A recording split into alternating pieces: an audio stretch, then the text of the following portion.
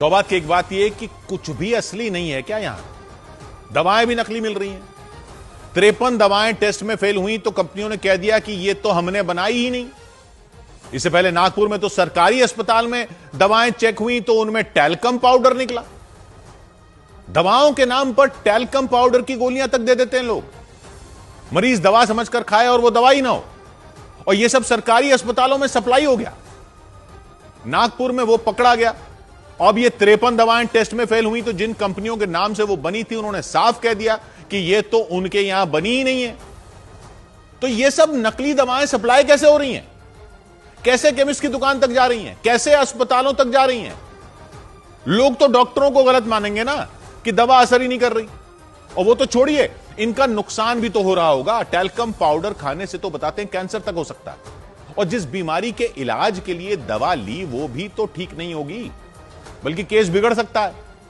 तो यह सब सरकारी अस्पतालों में भी सप्लाई हो रहा है। पब्लिक को कैसे पता चलेगा? और चेक करने वाले भी क्या हर दवा की दुकान को चेक करते फिरेंगे? कैसे करेंगे?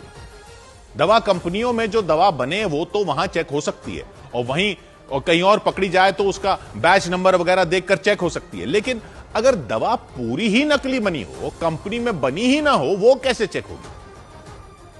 ये केमिस्ट लोग कहां से लाते हैं दवाएं? ये अस्पतालों में कौन सप्लाई करता है दवाएं? वो दवाओं के स्टॉकिस्ट जो होते हैं वो क्या सीधे कंपनी से नहीं लेते? ये तो सिस्टम बनाया जा सकता है ना कि जहां से दवा आ रही हो उसको चेक किया जा सके। कोई बार कोड, कोई क्यूआर कोड, कुछ तो लगा सकते हैं। अब तो इतनी सारी टेक्नोलॉजी बन चुकी है।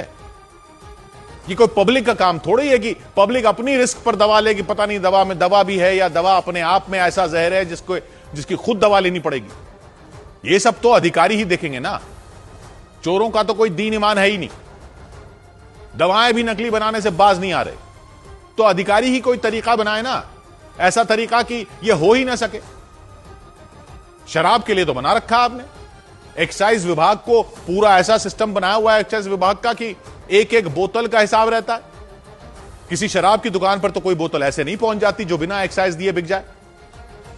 वो क्यूआर कोड वाली गंदी सी चेपी लगी रहती है ना ढक्कन के ऊपर शराब के, कहीं लेबल पर ठप्पा लगा होता है।